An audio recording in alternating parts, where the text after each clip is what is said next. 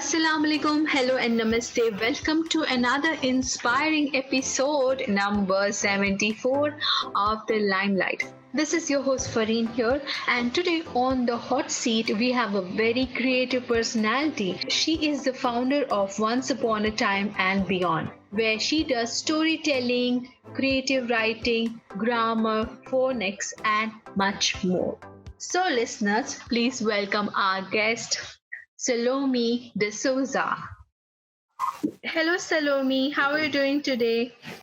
I'm doing very well, Fareen. Thank you so much for having me over. We are welcome, and it's really nice to have you on my podcast. Thank you so much. My pleasure too. You're welcome. So, Salome, before we talk about your profession as a storyteller, can you please tell us about yourself?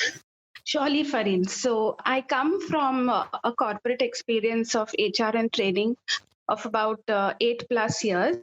When I moved into storytelling, I realized my liking for little kids. And I didn't stop there, of course. I moved into different aspects, language where I now cover academic creative writing, phonetics, and also English grammar.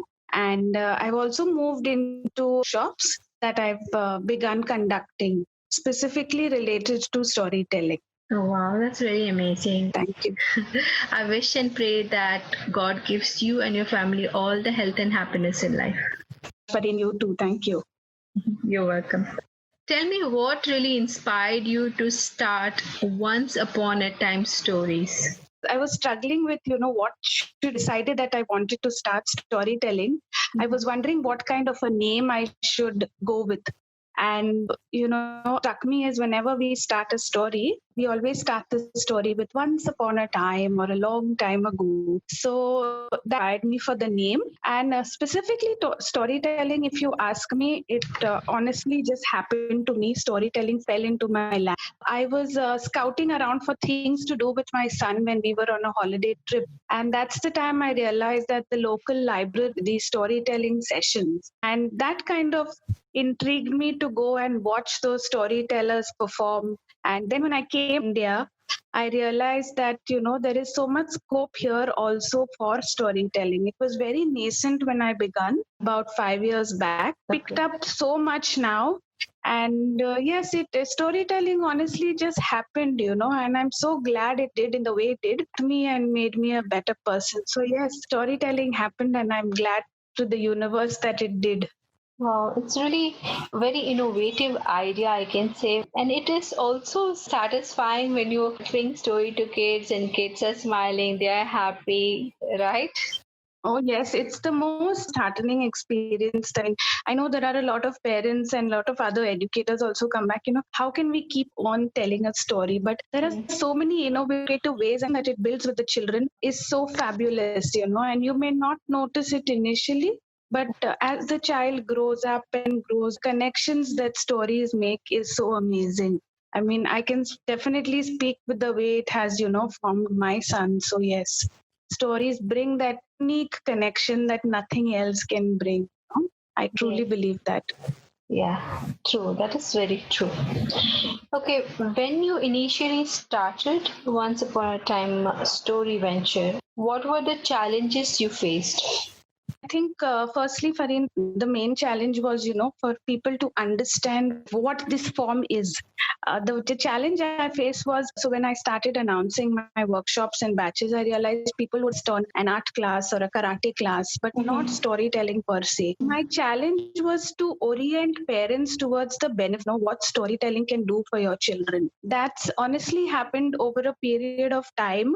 And that I think is challenge, because I remember there would be days where I would wonder, how can I tell the parents that this can benefit their children? That's one thing that I really struggled with. And once parents began believing in me as a storyteller, that's when, I started getting a lot of children coming in, listening to stories and hearing stories. So that was my biggest challenge. Well, I think it comes with every new idea, and for that new idea to be accepted in society, it does take time. But I think by your efforts and how you portray it will help others to understand it better. Oh, yes, surely, Fareen. It's been a journey. And I'm thankful for all the different story mentors that I have met on the way that have, really pushed me to believe in what I do, really pushed me to believe in what is it that I can deliver. So I'm really thankful. Yes, the process has been tough, but I'm really happy with what I have reached and achieved.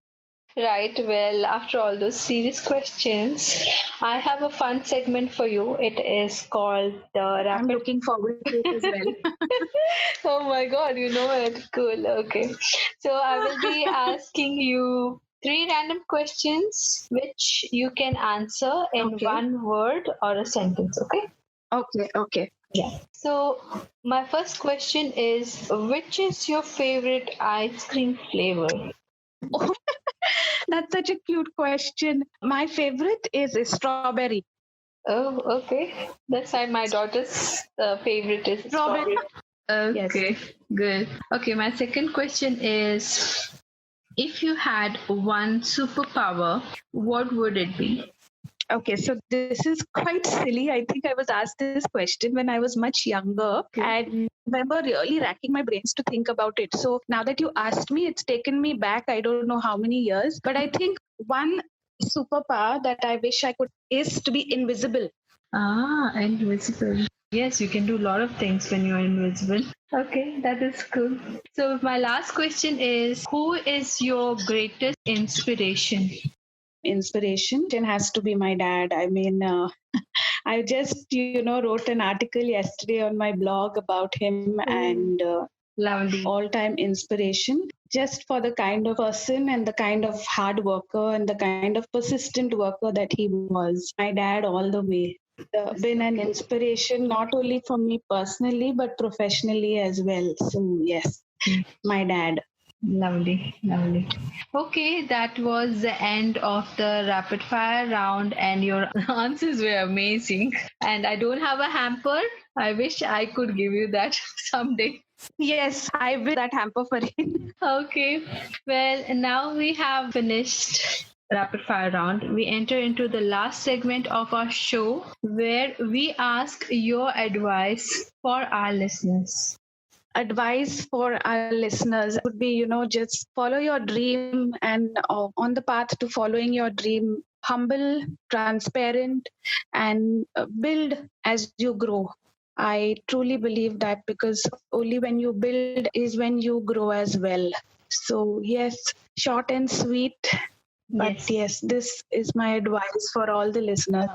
That was very helpful advice and sweet, cute advice. I loved it. Yeah. Okay, Salome, I have to thank you so much for taking time.